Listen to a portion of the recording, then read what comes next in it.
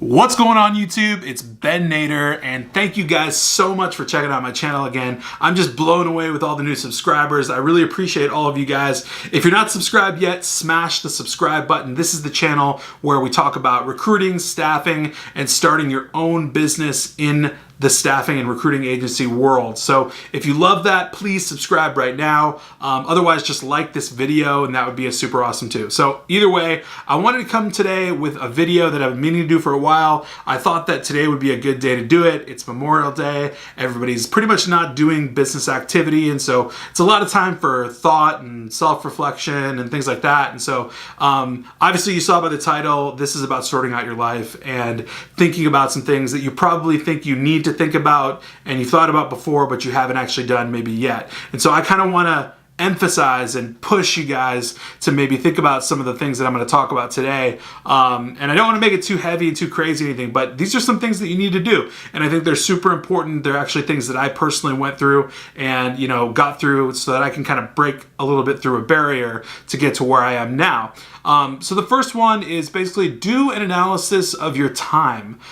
Take an audit of what you're spending your time on. Like how much you binging Netflix every week. What is it, like 3 or 4 hours a night? 5 hours on Saturday, 5 hours on Sunday. Are you doubling up on your 9-to-5 job just on Netflix alone? How long are you spending when you play video games? How much time are you spending with friends that ends up being useless and not really fulfilling? What is this time that you're spending? What does it look like? Is it valuable to you? Is it adding anything beneficial to your life? Or are you just simply kind of like wasting that time on useless, mindless things?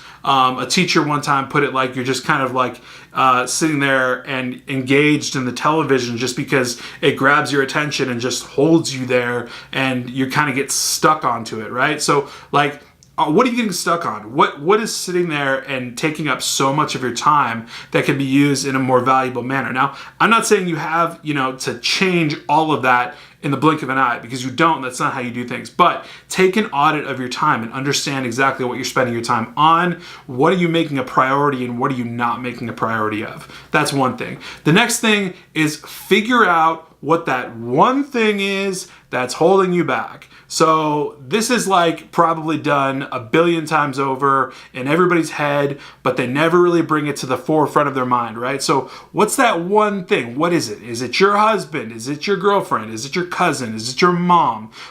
Who's holding you back? Is it your own perception of yourself? Is it your self-esteem? What issue? What is it that's holding you back? What's that one thing? And I say one thing, it could be one thing, two things, three things, at all. It doesn't matter. But what are those things or thing that's holding you back from moving forward and the momentum that you want to grow a business and become an entrepreneur and, get your own thing going and all that kind of stuff. And this is really, really important. This is holding you down. It's holding you back. And a lot of times if I stop and think for a second and, you have that nagging feeling in the back of your head and something's kind of bothering you and, there's always things bothering us, right? But there's usually one large looming thing that's just right above everything else. And if you sit for 5 minutes and meditate on it, you can usually figure out that's that thing. That's that one thing that's holding me back. Or that's that one thing that's been nagging at me and just dragging me down.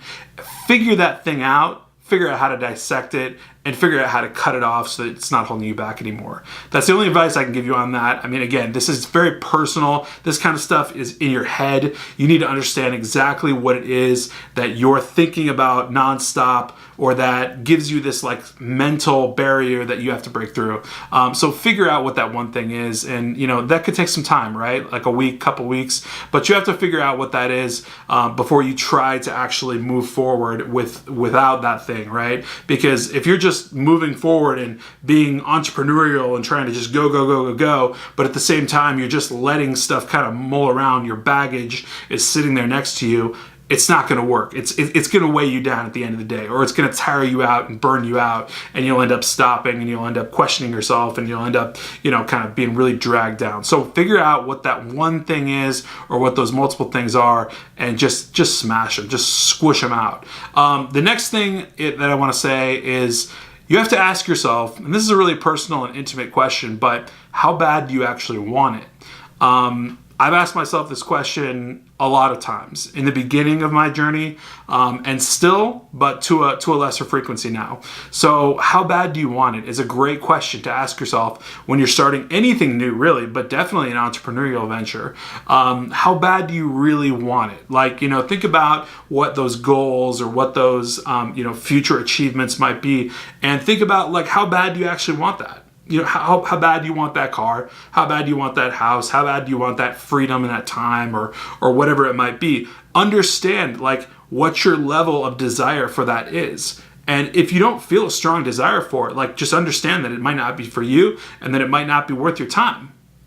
If you feel that strong desire and you get pumped up and amped as soon as you think about that crazy car you want to buy or whatever it is, then, think about that's how bad you want it, and you really need to start taking action. It's a really personal question, but you have to ask yourself, and it helped me a lot to ask myself that question and get going because it's a huge motivator to think about things in terms of that. The last thing I want to mention is once you've figured all of these things out, once you've kind of mulled through a lot of the items in your head, like, doing an analysis of your time, figuring out what your time's worth and where you're spending all your time, figure out what that one thing is that's holding you down or holding you back, or a couple things that are, asking yourself how bad you actually want it and all that stuff. Make a plan. Like once you've figured out all the baggage and pushed it aside, make a plan and make some goals. And make these really specific, like numerical goals, like monetary goals, like, what do you want to make per month type goals? Like, I have months where I'll start out the month and I'll be like, all right, I want to crush $20,000 in revenue by the end of this month. In 30 days, I will have crushed $30,000 in revenue, or whatever it might be, right? So you set goals, and it might be $5,000, it might be $10,000, whatever. It doesn't matter what it is. It might be $1,000, or it might just be I want to get a client, or it might just be like I want to fill these 2 positions. It could be anything. A lot of times I like financial goals. They really drive me because I kind of coalesce everything into the finances and look at it at the end of the year and say, what is my long game and where do I want to be at the end of the year? And I break that down into bite-sized chunks that I can visualize completing. So that's the key to setting up a plan and goals, because then you translate that and reverse engineer that all into bite-sized action items that you can take now that you can actually visualize completing. That's the key. When you set up a goal, like I want to buy a mansion, $3 million mansion, right? You have to reverse engineer that goal. That goal's fine. There's nothing wrong with that goal. Anybody can say that. A homeless man can say, I want to be in a $3 million mansion. The only thing that person has to do, though, is then reverse engineer the action items to get to that goal. And that homeless person can get to that goal by doing that. It might take a long road of reverse engineering, but you have to start somewhere, right? It might be the job. The job gets you an apartment. The apartment has internet. You have a laptop, and you have hours after you get off of work.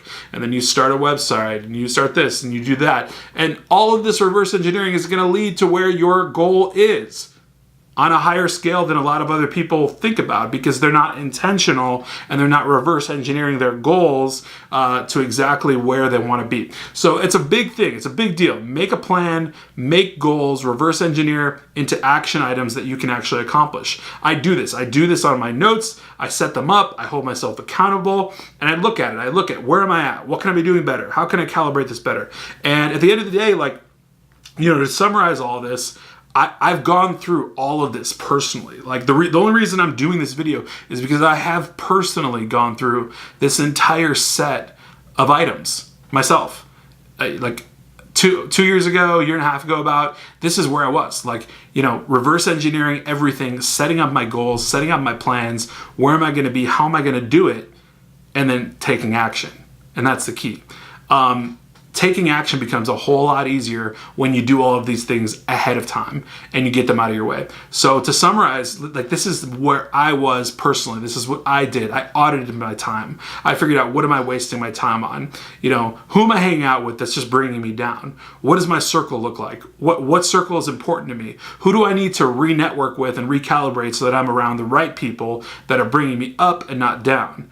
Smarter people than me that I can learn from, that I'm not teaching, right? So those types of things, right? Auditing my time, figuring out where I'm at, making a plan, figuring out that one thing that's holding me back, whatever it might be. It's different for everybody. So 90% of the time, it's just all in your head, and it's your self-fulfilling prophecy of what you think you can do, and you have imposter syndrome or something like that. And if you don't know what imposter syndrome is, Google it, figure out what it is, and smash it, because it's ludicrous.